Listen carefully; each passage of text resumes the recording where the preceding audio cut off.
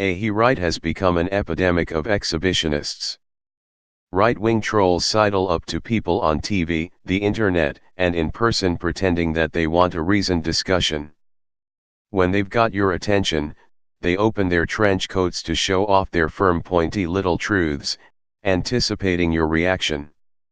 It gets them excited to see you respond in predictable ways.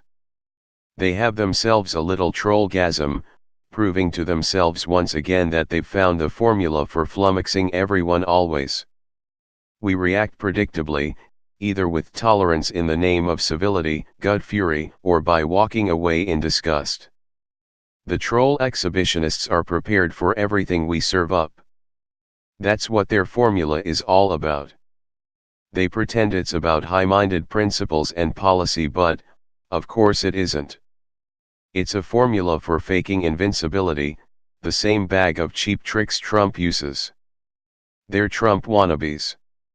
Watching right-wing pundits and leaders is what first turned them onto the exhibitionist game. Now they play it every chance they get. However decent they are in everyday life, in this sport of theirs they're just gloataholics addicted to trollgasms. When they go low, should you go high or low? Either way is fine with them. They know they'll beat you any predictable way you turn. When you go high, they pretend to go higher, playing moral authority entitled not just to declare what's true but to play last word referee, deciding what's permissible in your discussion and issuing final rulings always in their favor. They control the debate, steering always to where they can prove to themselves that they're invincible. And when you go low, they go bottomless. They've decided that their high purity entitles them to use any low trick. They get a trollgasm for being the most pious or most devious, it doesn't matter which, so long as they feel invincible.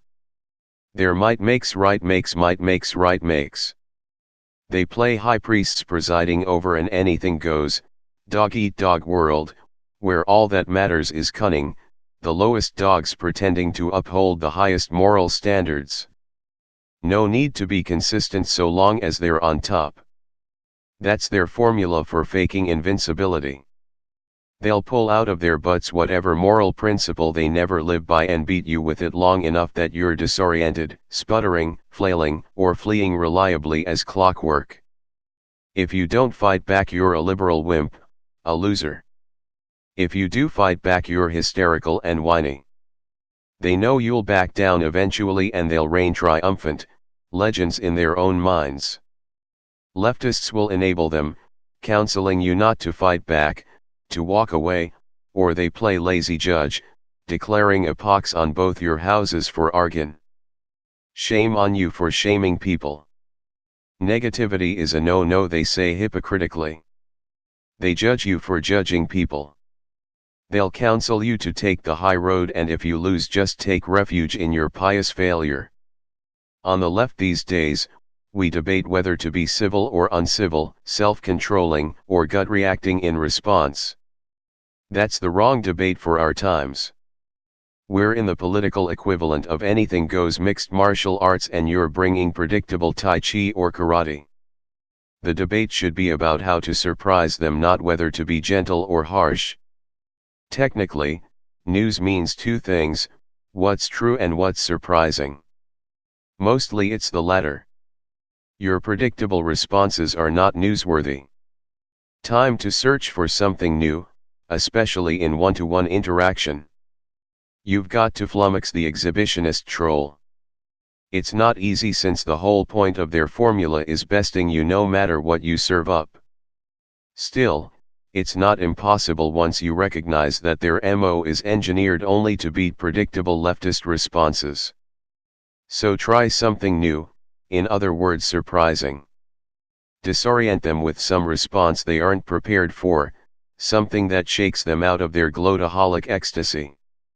Here are a few of many tips I can offer based on my ongoing trial and error practice sparring with and disappointing right-wing trolls. None of these tips are surefire, but then you can't expect surefire when you're dealing with people whose zombie mission is to beat you. Still, Start your own trial and error practice to figure out what unexpected tricks you can make work, given your temperament. Stop bringing a knife to a gun battle. Look, you gave universal tolerance, love and civility a fine try. It would work in different circumstances. Now you've got the consolation of thoroughness. Recognize that, with predators like these, it won't work to be nice. It only makes you the equivalent of a Nazi empathizer/enabler. Post outrage, cool eyes on the prize, your gut outrage isn't helping either. They'll dismiss you as hot-tempered, which will only make you more hot-tempered. Think strategically instead. What will flummox, thwart, and disappoint these exhibitionists? That's the only question anymore. Don't be led by the nose. Once you've made a solid bet that you're dealing with a gloataholic troll, stick with it, even if they counsel that you're being uncivil or misreading them. You've placed your bet. Make it a good one and then don't waffle. Waffle and you're sure to lose against gloataholics. They want to throw you into doubt any way they can. Ignore their attempts to take control. They just want to lead you to any corner where they think they'll win. Don't let them. Fire with fire, any cheap trick they pull out of their formulaic dirtbag, you are now free to use in verbal combat. If they play ump, you play ump more cunningly. When they name call with surgical precision. Whatever cards they meld, you're now free to play.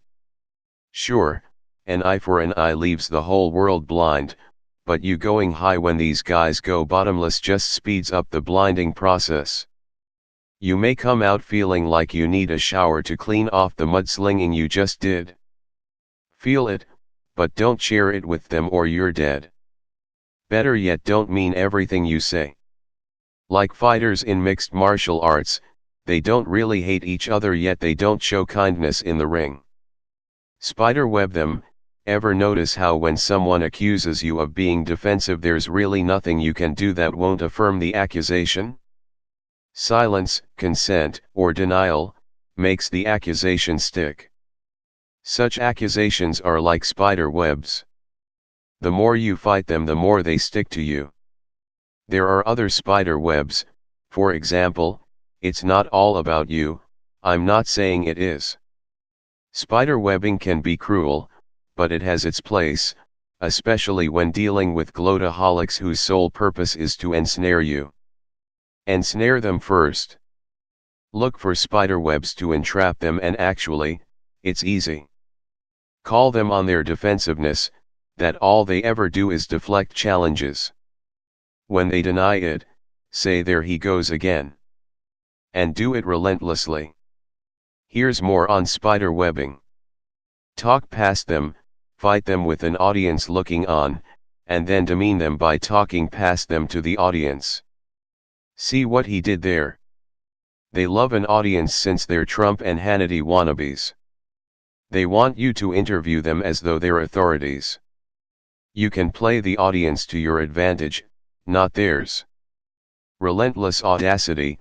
Leftists, liberals, and moderates just don't know when to quit. They often get gloataholics on the run and then just drop it, led by the nose, or moving on to another subject, a clear sign that they don't know what kind of battle they're in. Don't do that. Be relentless, dogged, and tenacious. Remember that, for the gloataholic, it's all about controlling the debate, not the usual give and take of discussion. Don't worry about being pig-headed with gloataholics. Save that for real conversation.